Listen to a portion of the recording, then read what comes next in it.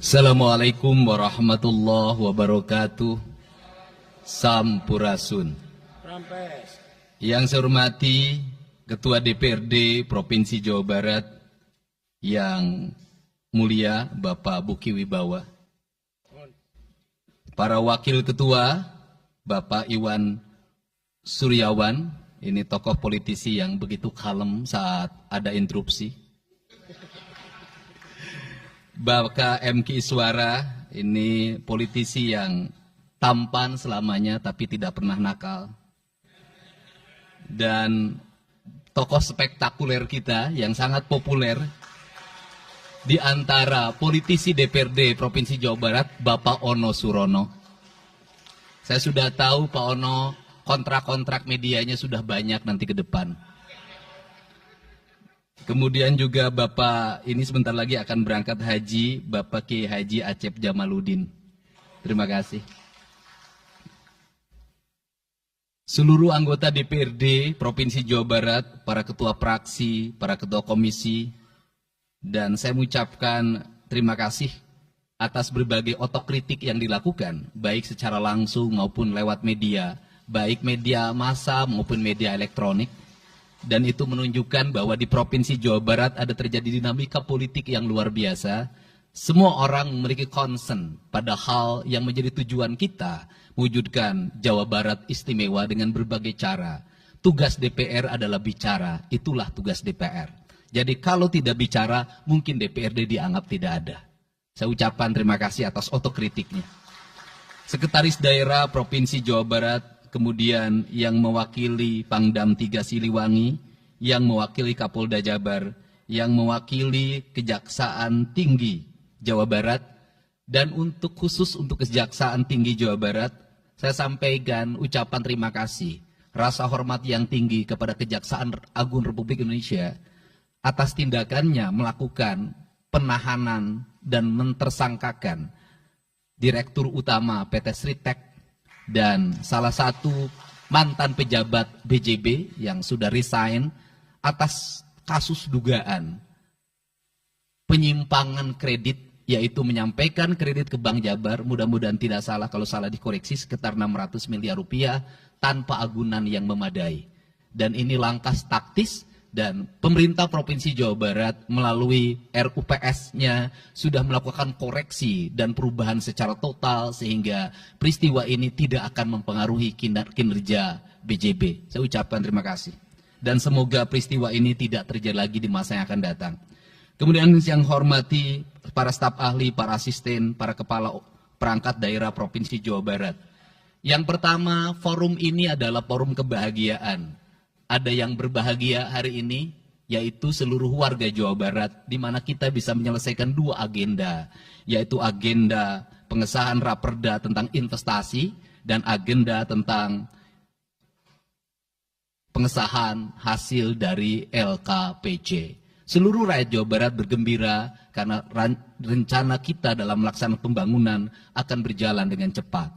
Tetapi barangkali para media sangat kecewa. Karena hari ini tidak kejutan-kejutan lagi sehingga viewernya mungkin agak menurun hari ini. Tetapi kita harus berkorban demi kepentingan rakyat Jawa Barat. Kita kesampingkan viewer, kita kesampingkan komen, kita utamakan kepentingan rakyat Jawa Barat. Sebenarnya konsep pidatonya sudah ada, tetapi saya mencoba menyatukannya. Yang pertama adalah bahwa kita bicara tadi tentang berbagai rekomendasi. Dan rekomendasi itu juga termasuk di dalamnya disahkannya raperda tentang investasi yang sebentar lagi menjadi perda. Apa sih yang menjadi rekomendasi? Rekomendasi pertama adalah angka kemiskinan yang masih tinggi di Jawa Barat. Tetapi saya usul pada Pak Ketua, ke depan kalau LKPJ sebaiknya para bupati wali kota diundang di seluruh Jawa Barat. Karena Jawa Barat itu pertanggungjawabannya bukan di OPD Jawa Barat. Tetapi seluruh kinerja pembangunan itu ada di Pemkab dan Pemkot, serta ada di pemerintah desa. Jawa Barat tidak memiliki rakyat yang terkelola secara langsung karena seluruh pengelolaannya ada di pemerintah kabupaten kota dan pemerintahan desa. Dan saya mohon nanti dipaparkan kemiskinan yang paling tinggi dalam perspektif BPS, dalam perspektif LKPJ dan analisisnya itu di kabupaten mana, bila perlu sampai di desa mana. Kemudian angka investasi tertinggi di kabupaten mana, angka investasi terendah di kabupaten mana, infrastruktur yang berproblem di kabupaten di mana, sehingga semuanya terpetakan dengan baik, sehingga nanti kita bisa mengorkestrasi antara pembangunan Provinsi Jawa Barat, pembangunan kabupaten kota, dan pembangunan desa secara bersama-sama dan berkeadilan. Kemudian yang kedua, bahwa investasi ini menjadi aspek yang utama dalam kinerja pembangunan Provinsi Jawa Barat hari ini. Kenapa? Karena satu, angka kemiskinan kita masih tinggi. Kemudian angka kemiskinan yang tinggi di Indonesia sebenarnya juga dipengaruhi oleh jumlah penduduk yang tinggi. Sehingga persentase kecil menurut Jawa Barat, tetapi menurut nasional menjadi besar. Keberhasilan Indonesia sangat tergantung terhadap kinerja pemerintah Provinsi Jawa Barat, pemerintah kabupaten kota, dan pemerintahan desa. Yang kedua adalah pendidikan. Yang ketiga adalah infrastruktur.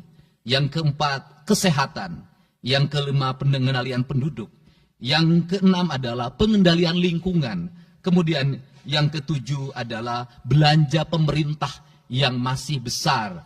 Belanja tidak langsungnya, yaitu belanja untuk kepentingan pegawai. Yang kedelapan adalah pengelolaan aset. Seluruh rangkaian yang menjadi rekomendasi ini adalah tugas kami untuk meneruskan rekomendasinya.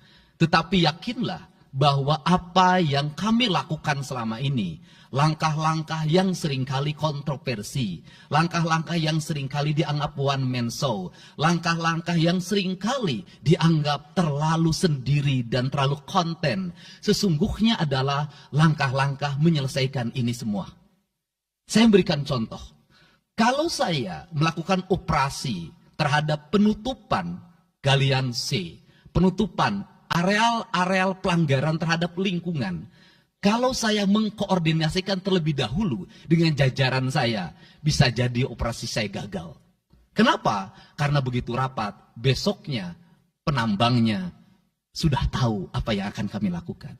Sehingga kejutan-kejutan itu dilakukan untuk memberikan efek kejut. Dari efek kejut itu melahirkan viral. Dari viral itu melahirkan atensi yang pada akhirnya hari ini Jawa Barat seluruh penambangan liar bisa diselesaikan secara hukum dan Kapolda memberi atensi yang sangat tinggi.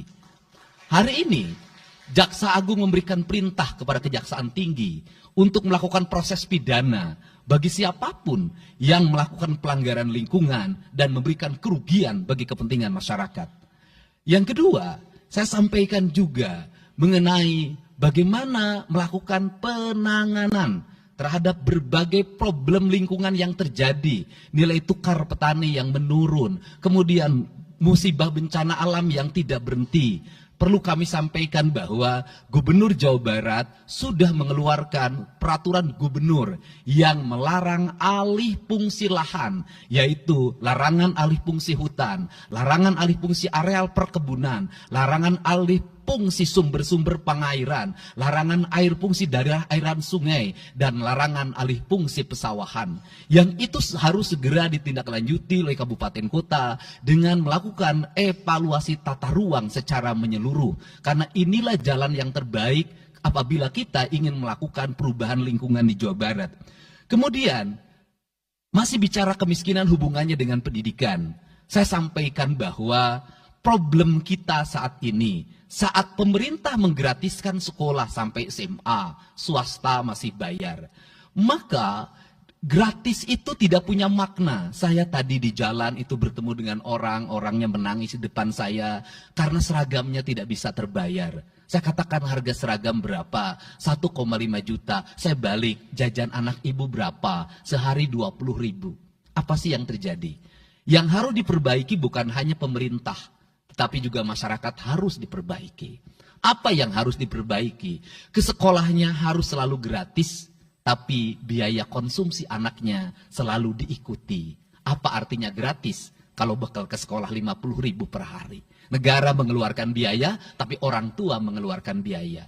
Maka kami sudah mengeluarkan surat edaran. Yang surat edaran itu sesungguhnya sebagai upaya sistematik dan menyeluruh sampai tingkat pendidikan dasar, walaupun itu bukan kewenangan gubernur. Tetapi dari sisi surat edaran gubernur bisa dijadikan landasan bagi para bupati dan wali kota membuat surat edaran yang sama. Apa sesungguhnya yang menjadi alam pikiran saya? Alam pikiran saya, kemiskinan terjadi bukan hanya pada persoalan menurunnya pendapatan, tetapi kemiskinan terjadi yang paling besar adalah karena meningkatnya biaya hidup. Biaya hidup yang tinggi misalnya di sekolah, biaya studi tour, biaya perpisahan, biaya outing kelas, dan berbagai biaya wisudaan, itu adalah biaya yang tinggi dalam pendidikan. Untuk itu, apa yang dilakukan oleh orang tua ketika membelanjakan untuk kepentingan itu? Mereka pinjam bank emok, mereka pinjam bank keliling, mereka pinjam bank pinjol, mereka pinjam NBK, dan mereka pinjam bank Pancasila. Menghentikan ini sesungguhnya, saya lagi menghentikan mereka tradisi meminjam uang dalam keadaan terdesak pada para rentenir. Dan ini strategi untuk menurunkan kemiskinan. Kemudian yang berikutnya adalah perhatian ketika rakyat sakit. Maka pemerintah harus cepat hadir menangani. Kenapa? Karena orang bisa jatuh miskin ke dalam jurang yang lebih dalam. Manakala dia sakit tidak ada yang mengobati, BPJS-nya tidak mampu mengcover, biaya untuk ngontrak selama dirawat di Hasan Sadikin tidak punya, biaya untuk makan untuk keseharian tidak ada, sedangkan tulang punggungnya berhenti karena sakit. Ini juga menyebabkan kemiskinan. Kemudian yang berikutnya, kemiskinan terjadi karena rusaknya sumber daya alam, air yang hilang, sumber penghidupan yang hilang, sumber energi yang hilang, sumber protein yang hilang, sumber kalori yang hilang di lingkungan berupa kerusakan lingkungan, itu akan melahirkan kemiskinan. Maka alam yang tertata sesungguhnya adalah bagian dari upaya untuk menjaga kemiskinan.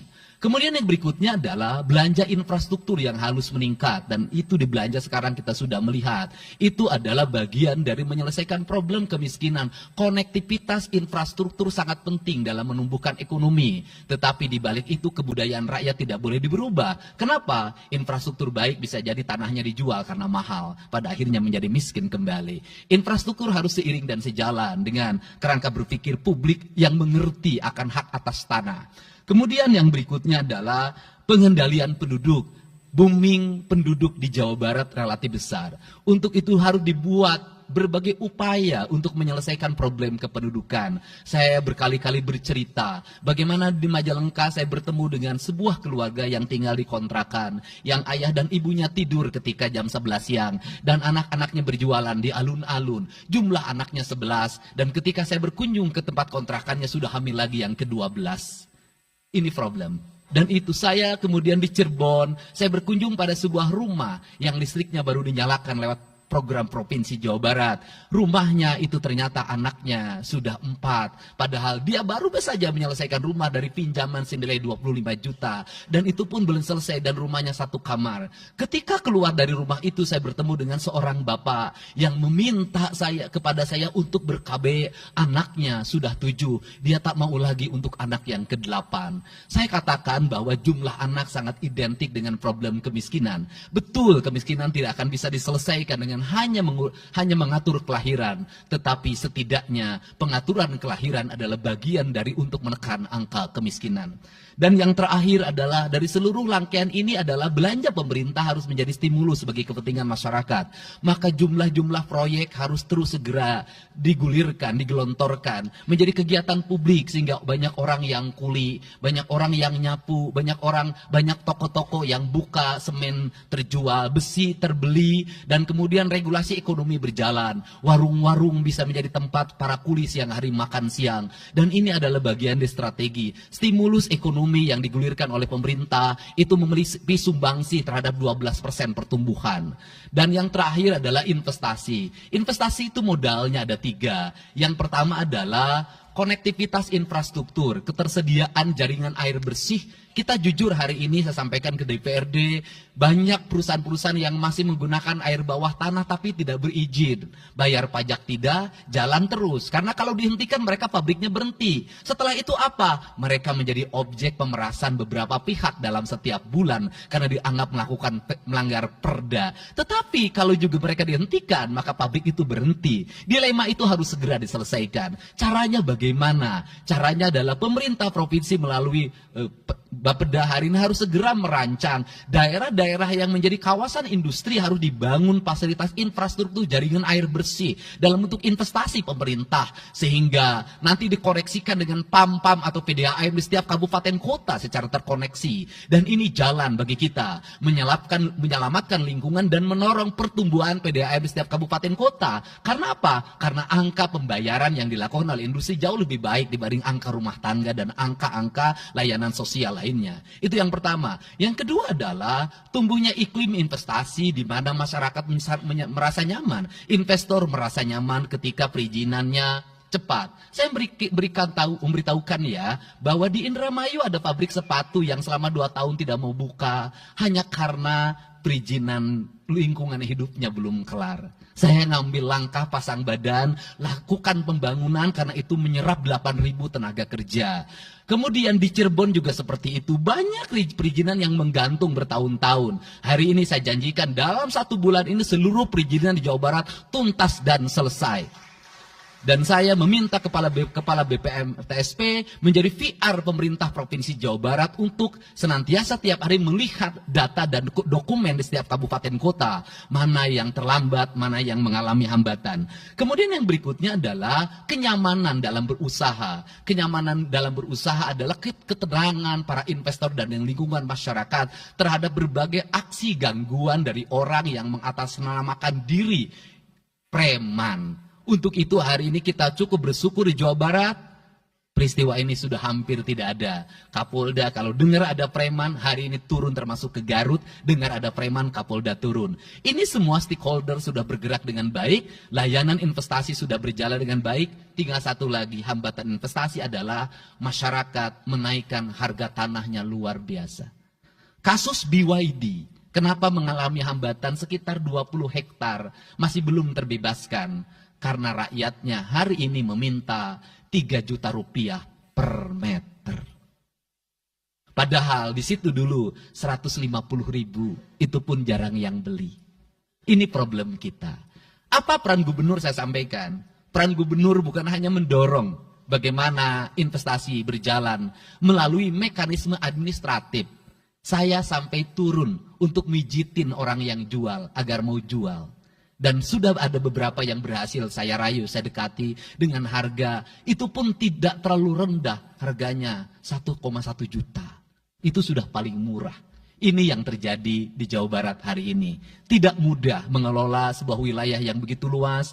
Tidak mudah mengelola sebuah daerah yang kabupaten kotanya sudah otonom. Diperlukan pendekatan-pendekatan seorang ayah pada anak-anaknya. Sehingga hari ini saya di Provinsi Jawa Barat, saya tidak memposisikan gubernur. Saya kadang memposisikan menjadi ketua RT. Saya kadang memposisikan menjadi ketua RW. Saya kadang memposisikan menjadi kepala desa. Kenapa? Karena warga ini perlu disentuh dengan pendekatan pendekatan emosional yang kebapaan, bukan pendekatan struktural. Untuk itu saya yakin bahwa forum ini adalah forum kebahagiaan bagi kita semua. Kita sudah bisa menyelesaikan 2 agenda besar. Semoga ini menjadi kado terindah bagi masyarakat Jawa Barat. Insya Allah kami akan menjalankan pemerintahan dengan baik. Apa yang kami susun, apa yang kami rancang, dan apa yang kami kerjakan adalah semuanya kami dedikasikan untuk kepentingan masyarakat Jawa Barat. Yang terakhir kami sampaikan juga bahwa kami kemarin sudah melapas 273 anak-anak yang mengikuti pendidikan di Dodik Rindam 3 Siliwangi. Hasilnya bisa dilihat secara terbuka di berbagai tayangan. Air mata tidak akan bisa membohongi kejujuran rakyat dan anak-anak itu. Dan saya sampaikan, hari ini ada 13 orang anak yang tinggal di rumah dinas gubernur. Pada saat yang lain orang tuanya datang menjemputnya, dia menangis. tak ada satupun orang tuanya yang datang. Seorang menjadi anak yang terbuang. Dan akhirnya saya memutuskan mereka untuk sekolah di Bandung dan tinggal bersama Gubernur Jawa Barat. Ini cara kita menyelesaikan. Saya ucapkan terima kasih pada semuanya. Semoga kebahagiaan menyertai kita semua. Dan saya yakin setelah kegiatan ini kita akan walk out secara bersama-sama. Wallahu muwaffiq ila aqwamit thoriq. Assalamualaikum warahmatullahi wabarakatuh. Sampurasun. Sekali merdeka tetap walk out secara bersama-sama.